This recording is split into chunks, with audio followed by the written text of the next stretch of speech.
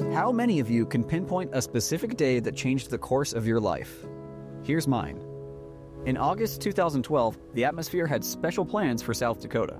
While traditional chasing season is usually over by June, the northern plains tend to light up later in the year. And after a quiet summer storm season, we jumped at the chance to hit the road when the Storm Prediction Center issued a slight risk for the Black Hills. I had been to South Dakota before, but I had never been to the Black Hills. And after seeing what storms could do there, my life would never be the same. The day started with a quick pit stop in Badlands National Park. Storms hadn't fired yet, so we were just looking to kill some time. But before long, the first radar returns of the day started to show up west of the Black Hills. We made our way west and eventually caught up with the storm of the day, driving the winding mountain roads through the hills. Pretty much in the freaking mountains here. Got a very elevated supercell.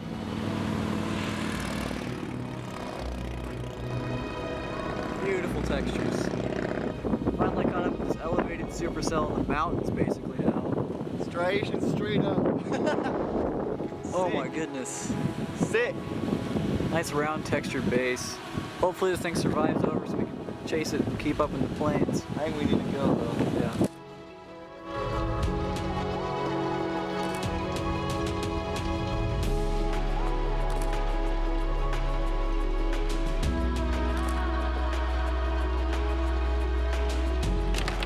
Close to a quarter.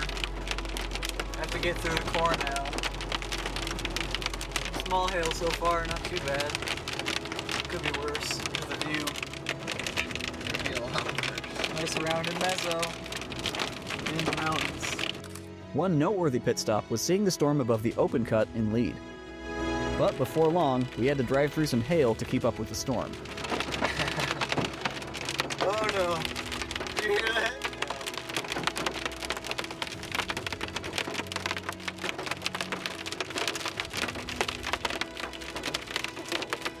We're in the hook. Oh.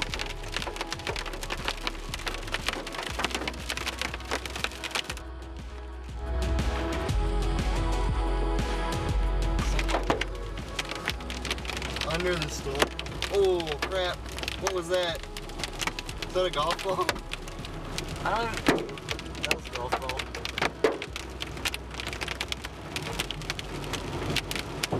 Meanwhile, in motorcycle land.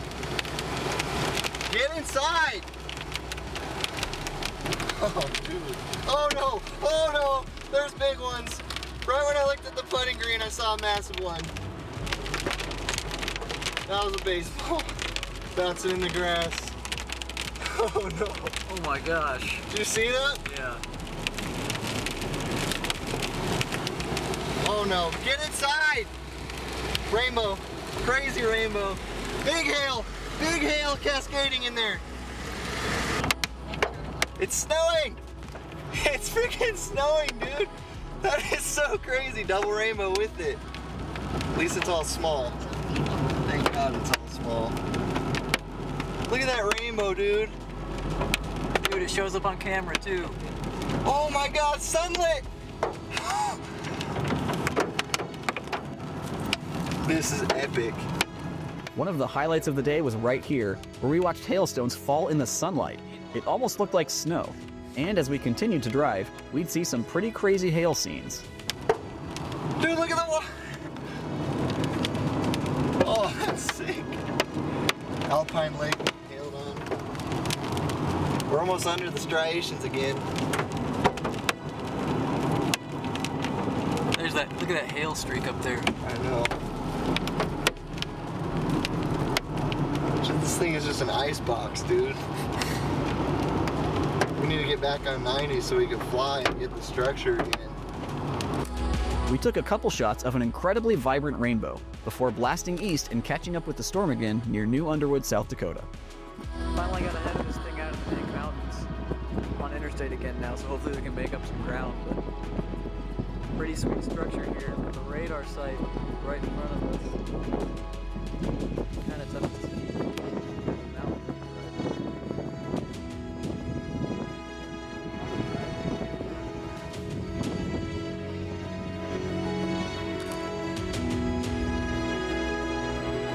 The huge mid-level shield on this storm gave it a real Independence Day feel. Luckily, Chris didn't get abducted.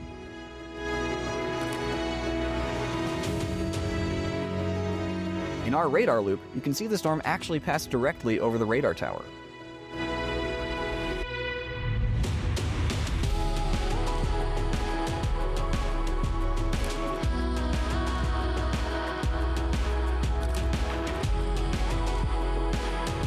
We continued following the storm east, eventually pulling off near Bigfoot Road, just north of Badlands National Park.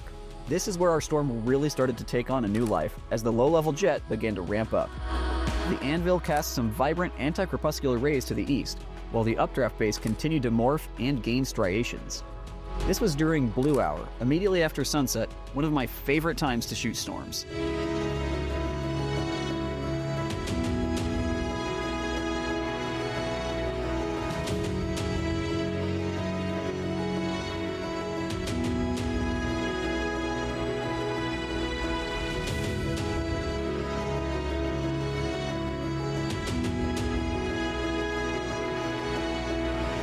Watching this elevated supercell build new textures and striations as the evening wore on really showed me what storms can do on the high plains.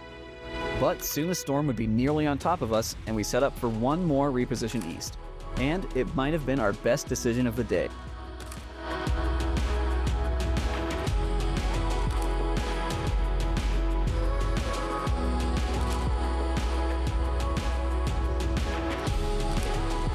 We pulled up to the first overlook on the east end of Badlands National Park just in time to shoot it with an otherworldly foreground.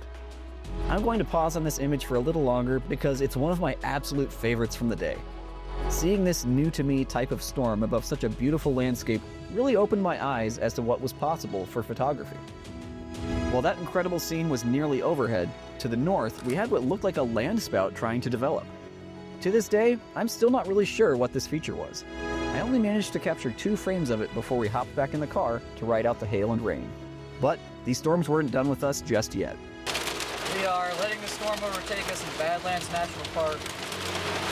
Video doesn't really do it justice, but tons of dust being kicked up, car being shaken quite a bit. Had maybe some quarter-size hail, but hopefully we won't get into the baseballs.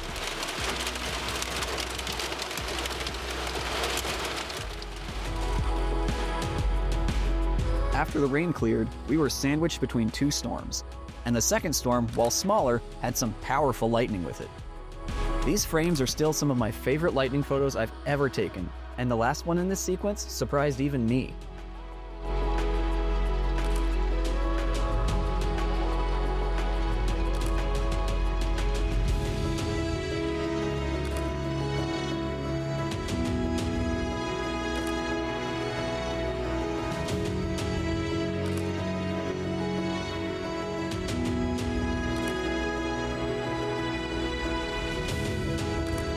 I didn't even know that this lightning image existed until editing photos for this video. Or at least, I basically wrote it off as a lost cause. Here you can see how blown out the original was, since this bolt was particularly powerful and I was only shooting at f6.3. Usually, you want to be at f8 or 9 for closer bolts. I'm so glad I was able to recover the highlights and get a usable photo out of this one, because Chris and I both have very vivid memories of this bolt crashing down. After witnessing such an otherworldly storm over the landscape of the Black Hills and Badlands, I was hooked. I knew I had to come back. And 1 week later, we made the journey back to the Black Hills for a weekend of camping. These trips left such an impression on me that after returning to Omaha, something felt missing. Realistically, cool landscape photos were a full day's drive away in any direction. And if you look at a map of distance to the nearest national park, eastern Nebraska sits pretty much right in the dead zone. Once I had graduated from college, I had a pretty good idea of where I wanted to move: the Black Hills. I didn't care if it was in a small town or in Rapid City. As a photographer, I just had to be near these captivating landscapes. And as a storm chaser, what better part of the country to set down roots than the area that has repeatedly taken the title for most difficult to predict weather? In 2016, my fiancée Sarah and I moved to Rapid City, and I've been taking photos and videos ever since. Now we have 3 young kids, and we look forward to taking them on hikes, enjoying the national forest, and of course, going storm chasing. But none of this would have ever happened had we not decided to chase a random slight risk in August 2012. If you liked the photos in this series, I've got a few available on my Fine Art America page. But you don't have to buy anything to support the chase. Even just giving this video a like goes a long way. Subscribe if you want to see more storm chasing and photography content, and as always, keep an eye on the sky.